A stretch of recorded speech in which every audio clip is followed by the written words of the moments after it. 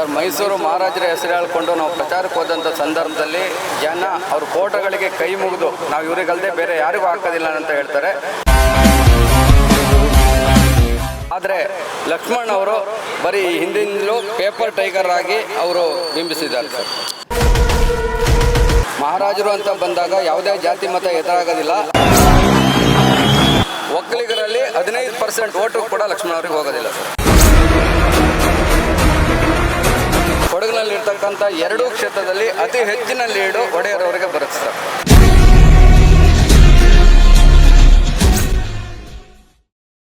Rajkumar, ನಿಕಟಪೂರ್ವ BJP ಜಿಲ್ಲಾ ಮಾಧ್ಯಮ ಪ್ರಮುಖ.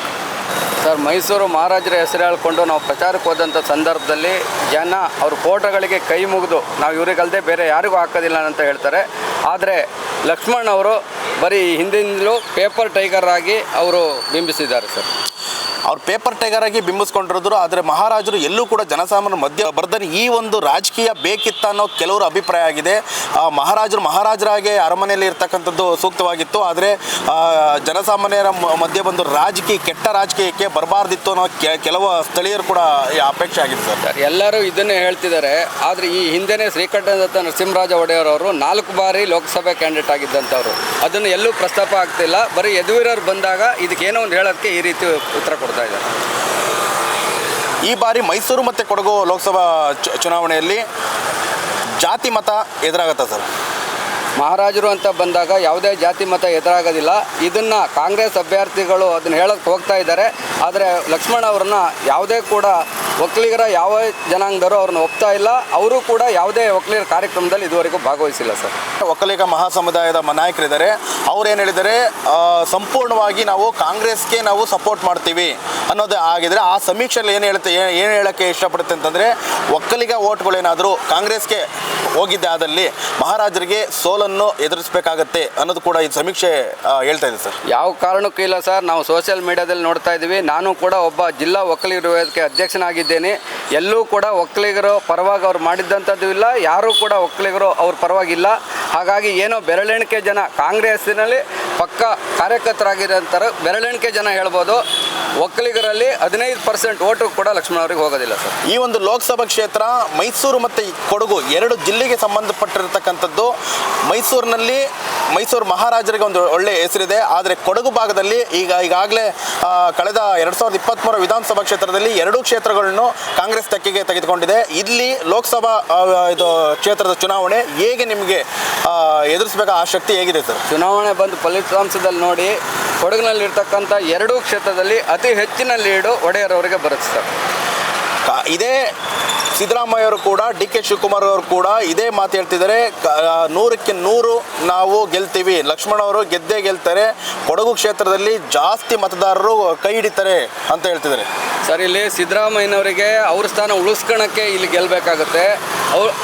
ಡಿ ಕೆ ಶಿವಕುಮಾರ್ ಅವರಿಗೆ ಅವರು ಮುಖ್ಯಮಂತ್ರಿ ಆಗೋದಕ್ಕೆ ಇಲ್ಲಿ ಸೋಲ್ಬೇಕಾಗುತ್ತೆ. ಅವರಲ್ಲೇ ಒಳಗಡೆ ಈ ರೀತಿಯಾದಂಥ ಅಭಿಪ್ರಾಯಗಳಿದೆ ಸರ್.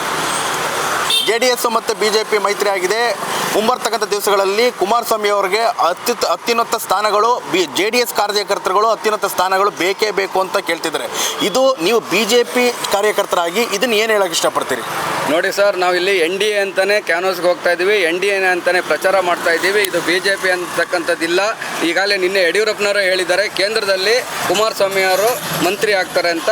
ಯಡಿಯೂರಪ್ಪರು ನಮ್ಮ ಸರ್ವೋಚ್ಚ ನಾಯಕರು, ಅವರೇ ಹೇಳಿದ ಮೇಲೆ ನಮ್ಮ ಕಾರ್ಯಕರ್ತರದ್ದು ಏನೂ ಇರೋದಿಲ್ಲ ಸರ್. ಬರಗಾಲ ಸೃಷ್ಟಿಯಾಗಿದೆ. ಆದರೂ ಕೂಡ ಕಾಂಗ್ರೆಸ್ ಸರ್ಕಾರ ಕಾವೇರಿ ನದಿಯನ್ನು ನೀರನ್ನ ತಮಿಳುನಾಡಿಗೆ ದಿನನಿತ್ಯ ಹರಿಬಿಡ್ತಕ್ಕಂಥ ಕೆಲಸ ನಡೀತಾ ಇದೆ. ಇದಕ್ಕೇನು ಹೇಳಕ್ಕೆ ಇಷ್ಟಪಡ್ತೀವಿ? ಅವರು INDA ಮೈತ್ರಿ ಉಳಿಸ್ಕೊಳ್ಳೋದಕ್ಕೋಸ್ಕರ ಈ ಕೆಲಸ ಮಾಡ್ತಾ ಇದ್ದಾರೆ ಸರ್. ಅದೇ ರೀತಿಯಲ್ಲಿ ಹೇಳಬೇಕು ಅಂತಂದರೆ, ಕಳೆದ 2019 ಕಳೆದ ಲೋಕಸಭಾ ಚುನಾವಣೆಯಲ್ಲಿ ಇದೇ ಭಾರತೀಯ ಜನತಾ ಪಾರ್ಟಿಯಿಂದ 26 ಸಂಸದರಿರ್ತಾರೆ.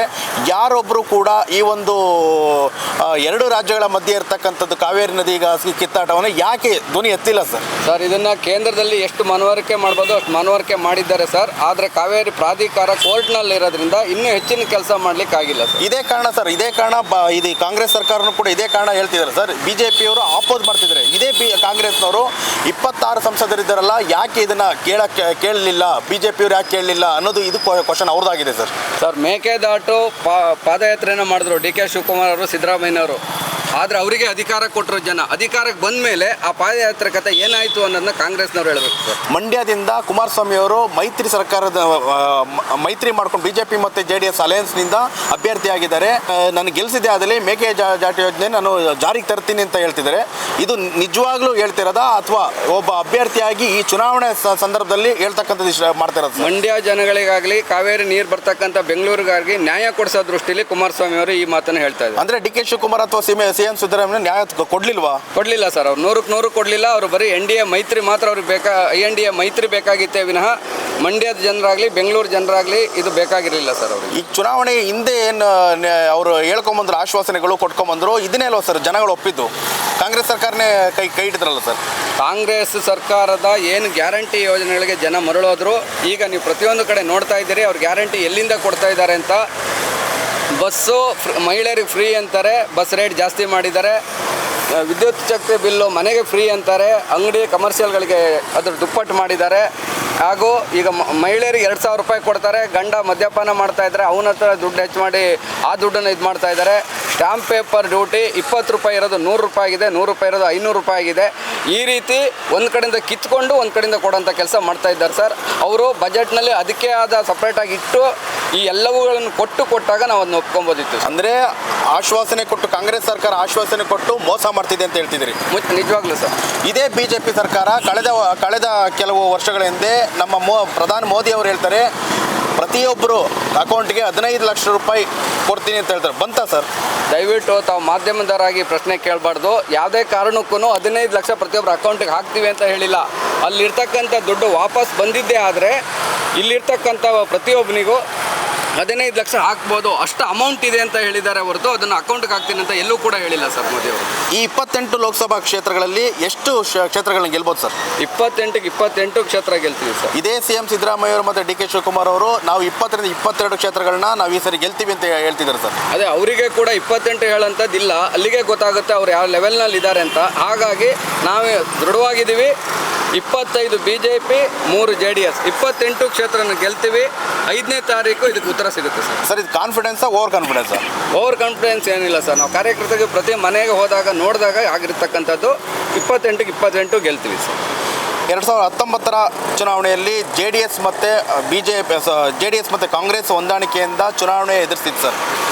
ಆ ಸಮಯದಲ್ಲಿ DK ಶಿವಕುಮಾರ್ ಮತ್ತು ಕುಮಾರಸ್ವಾಮಿ ಅವರು BJPಯ ಮೇಲೆ ಆಪಾದನೆಗಳ ಮೇಲೆ ನಡೆಸೋದ್ರ ಮೂಲಕ ಚುನಾವಣೆ ನಡೆಸಿದ್ರು ಸರ್. ಅದೇ ಇಂದು ಕುಮಾರಸ್ವಾಮಿ ಅವರು JDS ಪಕ್ಷ ಮತ್ತು BJP ಅಲಯನ್ಸ್ ಮಾಡಿಕೊಂಡು ಇದೇ ಕಾಂಗ್ರೆಸ್ ವಿರುದ್ಧವಾಗಿ ಮಾತಾಡ್ತಾ ಇದ್ದಾರೆ ಸರ್. ಅಂದರೆ JDSನವರು ಹೇಳ್ತಾ ಇರ್ತಕ್ಕಂಥದ್ದು ಏನಂತಂದರೆ ಸಮಯ ಯಾವ ಕಡೆ ಬರ್ತೈತೆ ಆ ಕಡೆ ವಾಲ್ತಾ ಇದ್ದಾರೆ ಅನ್ನೋದು ಕೂಡ ಪ್ರಶ್ನೆ ಆಗುತ್ತೆ ಸರ್. ಹಿಂದಿನ ಚುನಾವಣೆಯಲ್ಲಿ ಕಾಂಗ್ರೆಸ್ ಮತ್ತು JDS ಏನು ಹೊಂದಾಣಿಕೆ ಮಾಡಿಕೊಂಡಿತ್ತು, ನಾಯಕರ ಮಟ್ಟದಲ್ಲಿ ಮಾತ್ರ ಹೊಂದಾಣಿಕೆ ಆಗಿತ್ತು ವಿನಃ ಯಾವುದೇ ಬೂತ್ ಮಟ್ಟದ ಕಾರ್ಯಕರ್ತರು ಹೊಂದಾಣಿಕೆ ಆಗಿರಲಿಲ್ಲ. ಇವತ್ತು JDS BJP ಕಾರ್ಯಕರ್ತರ ಜೊತೆಲಿ ಹೊಂದಾಣಿಕೆ ಆಗಿದೆ, ಕಾರ್ಯಕರ್ತರ ಒಮ್ಮತ ಇದೆ. ಕಾರ್ಯಕರ್ತರಲ್ಲಿ 28 ಕ್ಷೇತ್ರಗಳನ್ನು ಒಂದಾಗಿ ನಾವು ಗೆಲ್ಲಿಸ್ಬೇಕನ್ನಂಥದ್ದಿದೆ ಸರ್. ಸರ್, ಇದೇ ರೀತಿ ಹೇಳೋದಕ್ಕೆ ಇಷ್ಟಪಟ್ಟರೆ ಮೊದಲ ಬಾರಿ ಯಾರು ನಮ್ಮ ಕುಮಾರಸ್ವಾಮಿ ಅವರು CM ಆಗಿದ್ದರು ಅಂದು ಕೂಡ JDS ಮತ್ತು BJP ಮೈತ್ರಿ ಸರ್ಕಾರ ನಡೆಸಿತ್ತು ಸರ್. ಆದರೆ ಆ ಮೈತ್ರಿ ಸರ್ಕಾರ ಉರುಳು ಬಿದ್ದಾಗ ಇದೇ ಯಡಿಯೂರಪ್ಪ ಅವ್ರ ಮೇಲೆ ಭಾರಿ ನೊಂದ್ಕೊಂಡು ಆಪಾದನೆ ಮಾಡಿದ್ರು ಸರ್.